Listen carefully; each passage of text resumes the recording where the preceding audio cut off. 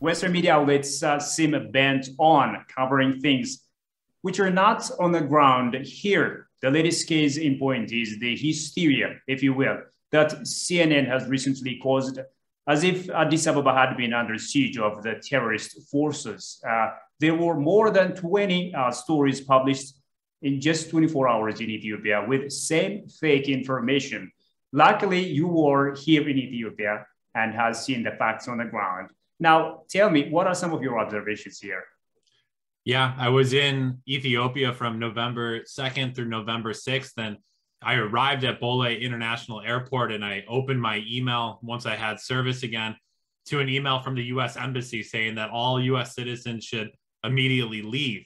And I wasn't about to get back on a plane and travel the 17 hours back. So I said, I'll stay a little bit and see what's going on for myself. And once you get to Addis Ababa, as your listeners know, there is not the conditions that are described by the CNN, the Washington Post, New York Times, and the U.S. government. The city obviously is in a moment of great, there's a lot of stress, there's a lot of fear. Obviously, people are very anxious around what is taking place, but the city itself was not under siege. I was able to take a tour of the city. I was able to meet quite a few people, and I was able to freely walk around on my own within Addis Ababa.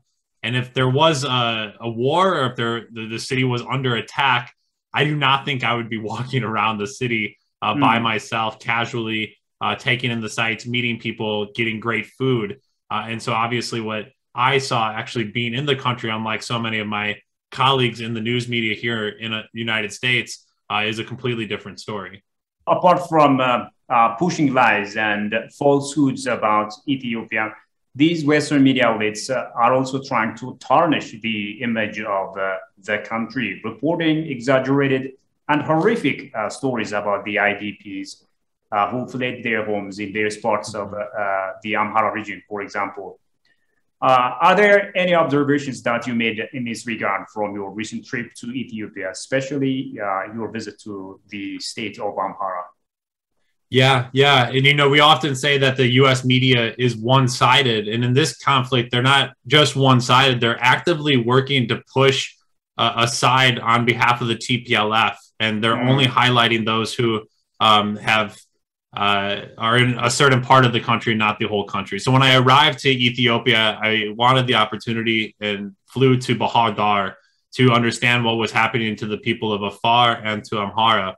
And so I arrived at Bahar Dar to what was going to be a retail center for the city that has now been turned into a makeshift camp for people who have been displaced from throughout the northern parts of the Amhara state and across from Dessie, Kombolcha, places like Lalibela, World Heritage sites that the TPLF has now invaded and destroyed people's homes that I heard stories about. People had been raped. I heard stories. People's livestock and their crops have all been destroyed. These are things that the Ethiopian government is not doing to the people of Tigray. They're not destroying crops. They're not purposely killing livestock. And I think what the American media has gotten so wrong is who's really suffering and why. It's not two sides are fighting, and because two sides are fighting, then there is damage. But the TPLF have been the aggressors. They are the ones who could end the war tomorrow if they demobilize, if they return to Tigray, if they put down their weapons. The war would instantly stop. The Ethiopian government has already declared a unilateral ceasefire. They said, we will stop fighting, and the TPLF continued. And so to actually travel to Amhara, to travel to Bahar Dar, and to hear people's stories directly, stories that are left out of American news, was quite enlightening.